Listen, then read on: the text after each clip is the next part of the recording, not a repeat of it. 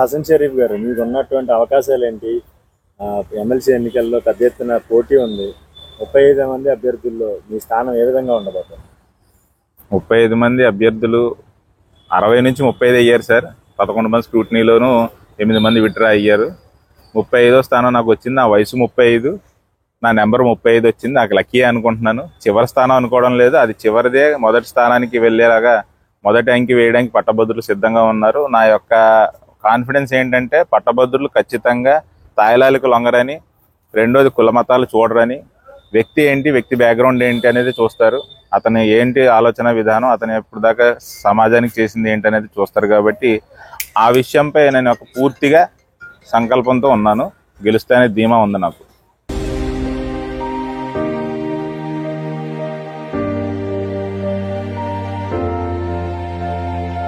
3,16,000 నుంచి 3,20,000 ఓట్లు ఉన్నాయంటారు. అవును సార్. ఏ వర్గాన్ని ఇప్పటి వరకు మీరు టచ్ చేశారు? వాళ్ళ నుంచి వచ్చిన రెస్పాన్స్ ఏంటి? ప్రధానంగా నా ఓటు బ్యాంక్ అయితే నేను ముస్లిం బ్యాక్గ్రౌండ్లో ఉన్నాను కాబట్టి దాన్ని నేను టచ్ చేయలేదు ఇప్పుడు దాకా. వాటి గురించి నేను పెద్దగా ప్రత్యేకించలేదు. నేను కులాలకి మతాలకి ప్రాధాన్యత ఇవ్వకుండా జనరల్ ఎలక్షన్ లాగా ఏది కులం ఓట్లు కానీ మతం ఓట్లు కానీ నేను చూడలేదు. ప్రాంతం ఓట్లు చూశాను, ఏ ప్రాంతంలో ఎక్కువగా ఉన్నాయో అని చూశాను. కాకినాడ నియోజకవర్గంలో, రూరల్ నియోజకవర్గంలో 30,000 ఓట్లు ఉన్నాయి. అలాగే రాజమండ్రిలో కూడా 25,000 ఓట్లు ఉన్నాయి. అలాగే భీమవరంలో 12,000 ఓట్లు ఉన్నాయి. ఏలూరులో ఒక 12,000 ఓట్లు ఉన్నాయి. సరే, ఈ ఎన్ని ఓట్లు నేను గ్యాలేజ్ చూసుకుని అర్బన్ ఏరియాలో ఎక్కువగా నాకు ఉన్నటువంటి మిత్రులతో నేను అర్బన్ ఏరియాలో 1,00,000 ఓట్లను నేను ఫుల్గా టార్గెట్ చేయడం జరిగింది. ఆ విధంగా నా యొక్క ప్రయాణం కొనసాగుతుంది.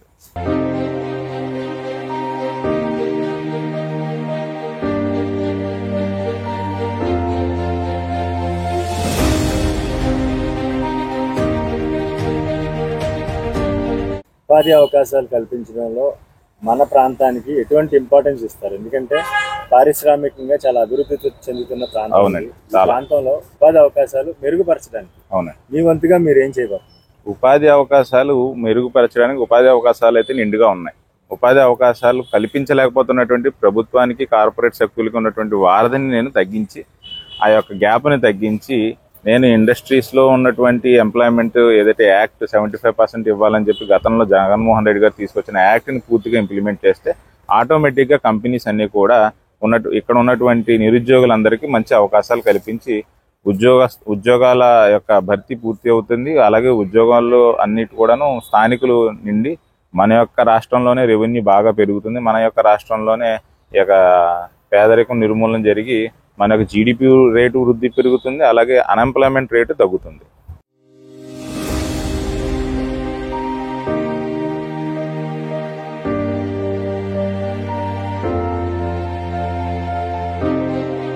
స్కిల్డ్ లేబర్ కానీ, స్కిల్డ్ ఎంప్లాయీస్ కానీ ఆవశ్యకత చాలా ఉంది ఈ రోజుల్లో. అవునండి. ఎందుకంటే ఆర్టిఫిషియల్ ఇంటెలిజెన్స్ లాంటి టెక్నాలజీ వచ్చేస్తున్నాయి.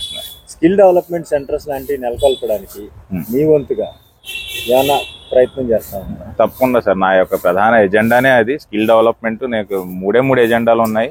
ఆ 3 ఎజెండాల్లో కూడా 75% స్థానికులకు ఉద్యోగం కానీ, లోకల్గా 70% ఉద్యోగాలు కానీ, అలాగే స్కిల్ డెవలప్మెంట్ సెంటర్ అంటే వచ్చే భావితరాలకి స్కిల్ డెవలప్మెంట్ సెంటర్ని ఏర్పాటు చేయడం ద్వారా 10వ తరగతి నుంచి కెరియర్ గైడెన్స్ని ఏర్పాటు చేసి వాళ్ళు ఏం చదవాలి, ఏం అవ్వాలనుకుంటున్నారు అనేది వాళ్ళకి గైడ్ చేసి స్కిల్స్ని ఇంప్లిమెంట్ చేయాల్సింది. ఆల్రెడీ స్కిల్ డెవలప్మెంట్ కార్పొరేషన్ కూడా మనకు ఉంది.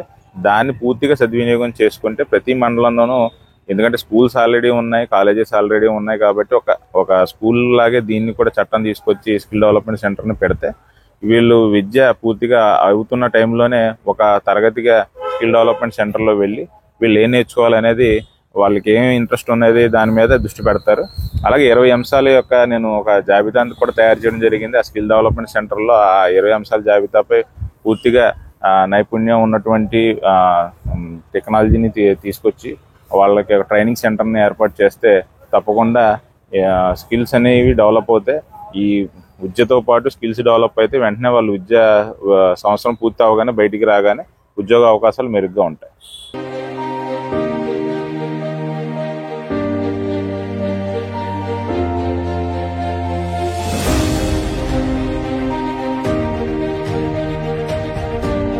వైఎస్ఆర్ కాంగ్రెస్ పార్టీలో క్రియాశీలకంగా వ్యవహరించినట్టు మీరు ఇప్పుడు పార్టీ సపోర్ట్ తోనే ఎలక్షన్కి వెళ్తా ఉన్నారా? పార్టీ బ్యాక్గ్రౌండ్ సపోర్ట్ కానీ మీకు ఏమన్నా అండదండలు ఉన్నాయా పార్టీ నుంచి? ప్రధానంగా అయితే నేను 3 నెలల క్రితం ఎప్పుడైతే నిర్ణయం తీసుకున్నానో అప్పుడే నేను వ్యక్తిగతంగా నా యొక్క శక్తి సామర్థ్యాలు ఏమి ఉన్నాయో, నా రిసోర్సెస్ ఏమున్నాయో వాటిపైనే నేను డిపెండ్ అవ్వడం జరిగింది. పార్టీలకు అతీతంగా నేను పోరాడాలని, పార్టీకి అతీతంగా నేను ఇండిపెండెంట్గా పనిచేయాలని చెప్పేసి నిర్ణయం తీసుకోవడం జరిగింది. కాలక్రమేణా మన యొక్క ప్రభావం వాళ్ళపై కూడా పడి ఇలాంటి వ్యక్తికి సపోర్ట్ చేయాలని వ్యక్తిగతంగా పార్టీలో ఉన్నటువంటి అనేక మంది వ్యక్తులు నాకు మద్దతుగా రావడం జరిగింది. పార్టీ అఫీషియల్గా డిక్లేర్ చేయకపోయినప్పటికీ కూడా పార్టీలో ఉన్న ప్రతి శక్తి నాకు అనుకూలంగా ఈరోజు ఎలక్షన్లో పనిచేస్తుంది. దానికి నేను అభినందనలు తెలుపుకుంటున్నాను.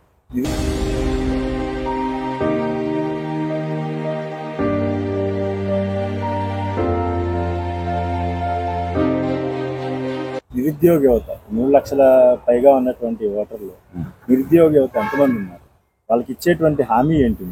నిరుద్యోగం శాతం ఆంధ్రప్రదేశ్లో అయితే 6.3% ఉందని నిరుద్యోగ రేట్ అంటారు. అది ఆ రేటు ఇప్పటికీ దాన్ని తగ్గించే ప్రయత్నంలో లేదు. గతంలో అయితే చంద్రబాబు నాయుడు గారు ఇంటికో ఉద్యోగం ఇస్తా అన్నారు, కానీ అప్పుడు కూడా ఆ హామీ అమలు చేయలేదు. 2019లో జగన్మోహన్ రెడ్డి గారు గెలిచి ఉద్యోగాల విషయం పెట్టలేదు, కానీ ఏదైతే రియల్ టైం గవర్నెన్స్ అనేసి మనం అనుకుంటామో, ఇప్పుడు ఏదైతే లోకేష్ గారు తీసుకొస్తున్నారో రియల్ టైం గవర్నెన్స్, దాన్ని నిజంగా జగన్మోహన్ రెడ్డి గారు అప్పుడు ఇంప్లిమెంట్ చేసి సచివాలయం వ్యవస్థను తీసుకొచ్చి ప్రతి ఇంటికి తీసుకొచ్చినటువంటి ఎంప్లాయ్మెంట్ని చాలా చాలా చక్కగా ప్రతి వ్యక్తికి తీసుకురావడం జరిగింది. ఒక కుటుంబానికి ఏం అవసరం అవుతాయో, ప్రభుత్వం నుంచి ఏం కావాలో అవన్నీ తీసుకురావడం ఆ సచివాలయం వ్యవస్థ ద్వారా ఎంప్లాయ్మెంట్ రేటు పెరిగింది. దాన్ని కంటిన్యూ చేస్తే ఇటువంటి ఎంప్లాయ్మెంట్ శాతాన్ని పెంచితే మనం అనుకున్న స్థాయిలో ఉద్యోగాలు పెరుగుతాయి. అదేవిధంగా నిరుద్యోగ సమస్యను పూర్తిగా తీయాలంటే అది 75% లోకల్ ఎంప్లాయ్మెంట్ యాక్ట్ ముందుగా ఇంప్లిమెంట్ చేయాల్సిందని నా యొక్క ఆలోచన, దాని యొక్క అభ్యర్థన. అదే విషయంపై ఎజెండాతో నేను ఈరోజు ఎన్నికల్లో కూడా నిలబడడం జరిగింది.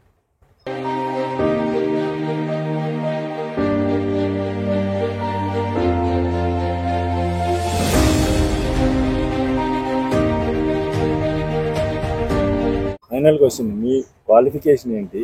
మీ రాజకీయ ప్రస్థానం కానీ సోషల్ సర్వీస్ ప్రస్థానం కానీ ఎట్లా స్టార్ట్ అయింది? రేపు ఎలక్షన్లో మీకే ఎందుకు ఓటేయాలంటే ఏం చెప్తారు? నాకే ఎందుకు ఓటేయాలంటే నేను గ్రౌండ్ లెవెల్ నుంచి తీసుకొచ్చినటువంటి నాకు వచ్చినటువంటి ఆలోచన విధానం, నేను మధ్యతరగతి పౌరుడిగా నేను చూసిన కష్టాలు కానీ, నేను ఇంజనీరింగ్ చదివిన తర్వాత చేసినటువంటి ఉద్యోగంలో చూసినట్టు లేబర్ కష్టాలు కానీ, ఇవన్నీ కూడా నన్ను ప్రభావితం చేయడం జరిగింది. కాబట్టి నాలాంటి వ్యక్తిని కానీ మీరు పట్టభద్రులు ఎప్పుడైతే ఎన్నుకుంటారో ఆ విధంగా ఉన్నటువంటి కష్టాలను దూరం చేయడానికి 100% నేను చట్టసభల్లో పనిచేసి మీ అందరికీ ఏదైతే మీరు ఇచ్చినటువంటి ఆ ఓటు హక్కును సద్వినియోగం, ఆ అమూల్యమైన ఓటుకి నేను న్యాయం చేస్తానని ఈ సందర్భంగా తెలుపుకుంటున్నాను.